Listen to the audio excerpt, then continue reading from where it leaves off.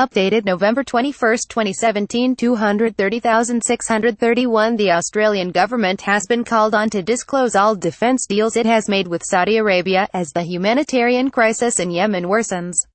Key points: Amnesty International wants Australia to reveal its defence deals with Saudi Arabia. Saudi Arabia is blockading Yemen's main port, preventing food from reaching much of the population. The UN says 7 million people in Yemen are on the brink of starvation. Amnesty International said Australia is legally obliged to make sure any defence sales are not being used to commit human rights violations in Yemen. Saudi Arabia is blockading Yemen's main port, preventing food from reaching about 75% of the population. The UN says 7 million people in Yemen are already on the brink of starvation, and the country could face the worst famine in decades if food aid remains blocked. In the past 12 months, the Australian Department of Defence has approved 4 different military licenses to Saudi Arabia. Amnesty International's Rashid Mohammed told 7.30, "We're calling on Australia to disclose all transfer details and deals they've made with the Saudi coalition, and make public what are the end-user agreements." The Department of Defense routinely refuses to reveal what those licenses are for. "We don't disclose the particular types of equipment, mainly from a commercial and confidence perspective," Defense Associate Secretary Rebecca Skinner said during Senate estimates in October.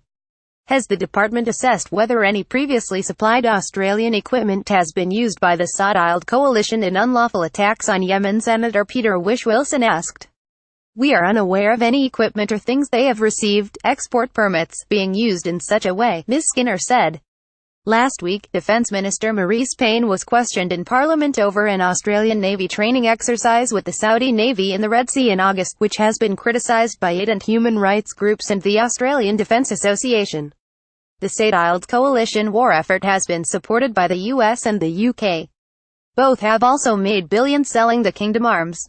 Today at a lunch in Canberra, the chairman of leading global weapons makers BAE, Sir Roger Carr, defended the sales when questioned by the ABC. "That part of the world is complicated. It is easy to form a remote judgment, but when under threat, one has to protect oneself and one's people," Sir Roger said when questioned over the ethics of sales amid the Yemen conflict. Yemen is in crisis. The International Committee for the Red Cross announced today 5 cities in Yemen had now run out of clean water because the blockade had stopped fuel being imported to power pumping stations.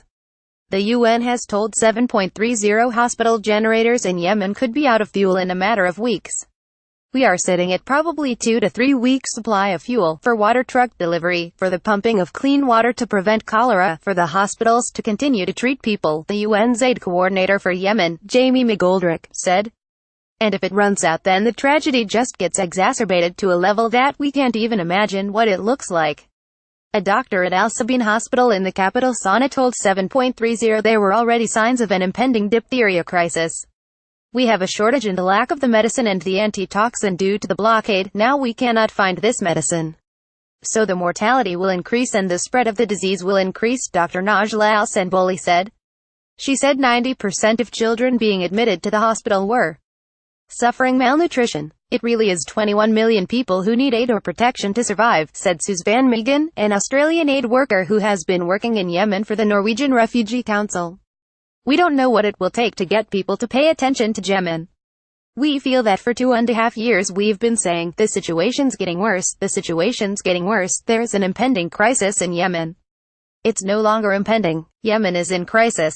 Why the blockade happened? For nearly 3 years Saudi Arabia and its allies have been fighting Iran-aligned opposition rebels in Yemen called the Houthis.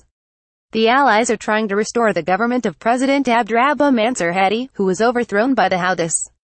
The Houthis control the Yemeni capital Sana'a and a large swath of the country. More than 20 million people live under their control. For years the Saudis and their allies have been restricting access to Houthis areas, closing Yemen's main airport last August and preventing aid and food shipments into the country. 2 weeks ago, Houthis rebels fired a ballistic missile towards Riyadh airport in Saudi Arabia. The Saudi coalition retaliated, closing Yemen's main port and stopping all UN humanitarian flights in and out of the country.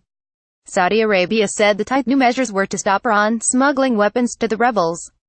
But the UN said safeguards were already in place before the blockade. There is a UN mechanism there that does the job of looking at humanitarian cargoes. And then there is the Saudi coalition that has their mechanism of looking at other cargoes. The UN's Jamie McGoldrick told the ABC, the UN inspection mechanism which has been up and running for over a year and there hasn't been any incidents as far as I gather. Topics: unrest, conflict and war, defense forces, world politics, government and politics, Yemen, Saudi Arabia, Australia. First posted November 21, 2017. 205,519